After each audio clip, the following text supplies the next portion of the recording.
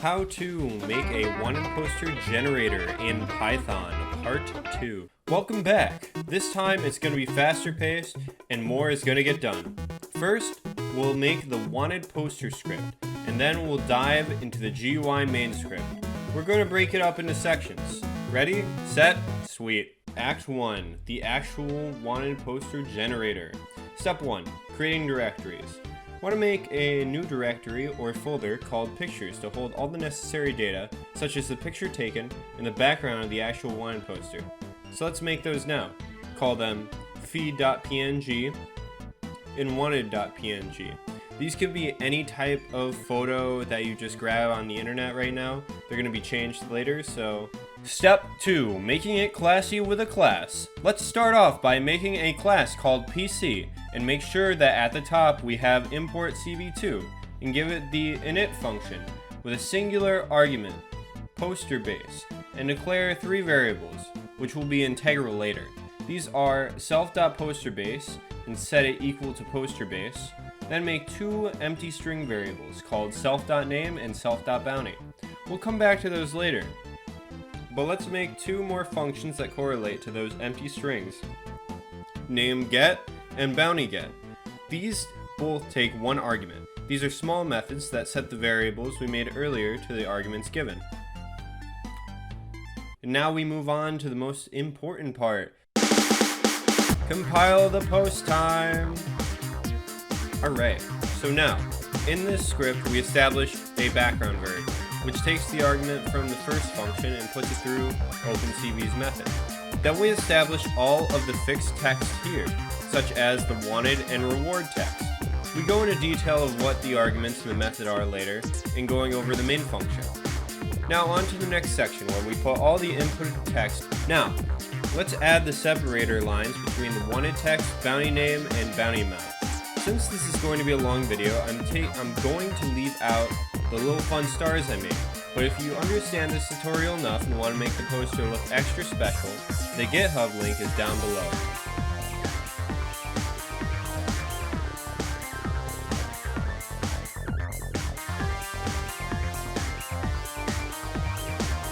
If you're all caught up, join me in making a variable called wanted poster fin. This makes it so the original wanted bg.png file doesn't get overwritten every time a wanted poster is made. Let's invoke the methods IamShow and IamWrite from OpenCV. These are pretty self-explanatory. Now, let's give it a test. As you can see, we now have a poster, but it's missing crucial information such as the name and the bounty amount. Let's solve this by making the main pie give us that information. Act 2. The GUI. Step 1. Set up the tkinter screen. You'll see the following 8 lines of code. The first line is the root, which tells the system to make an instance of tkinter.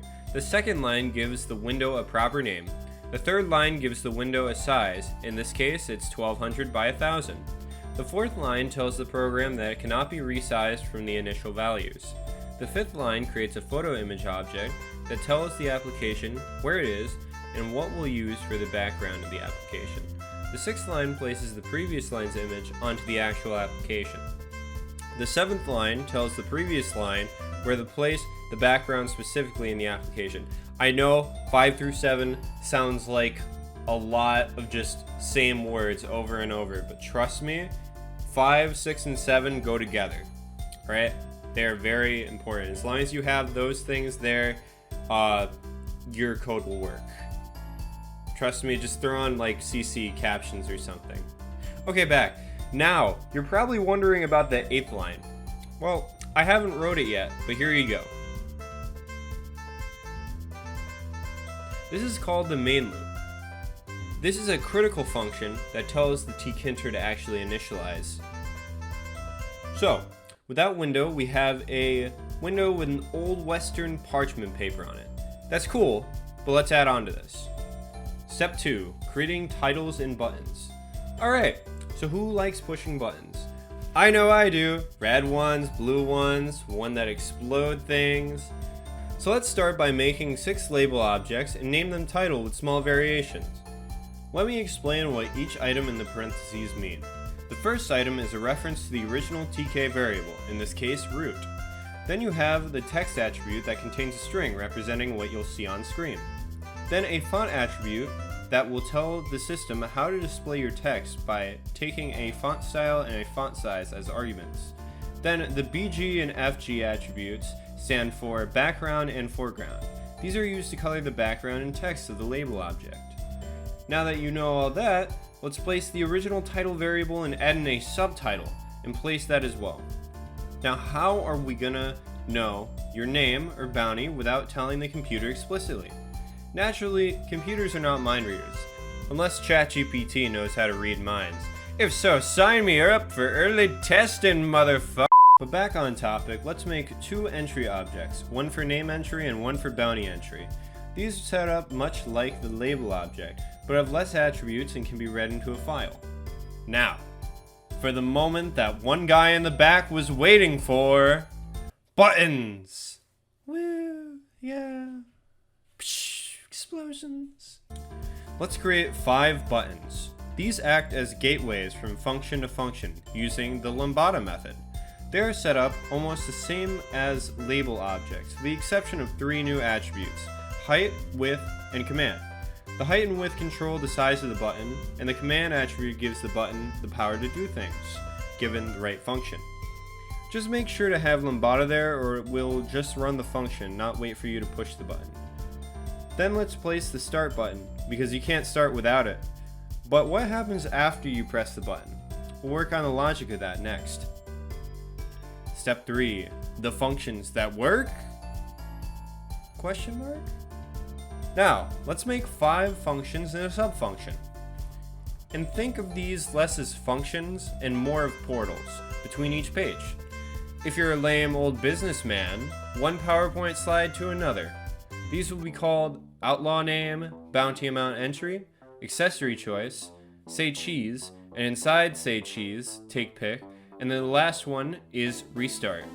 These are pretty self-explanatory, but every time one is activated, it will shuffle around the available buttons on screen. Each button is connected to one of these as shown in the command attribute. Now, let's run it and see if we run into any issues.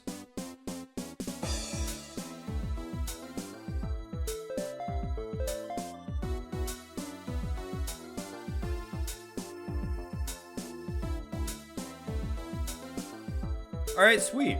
That finishes up this part.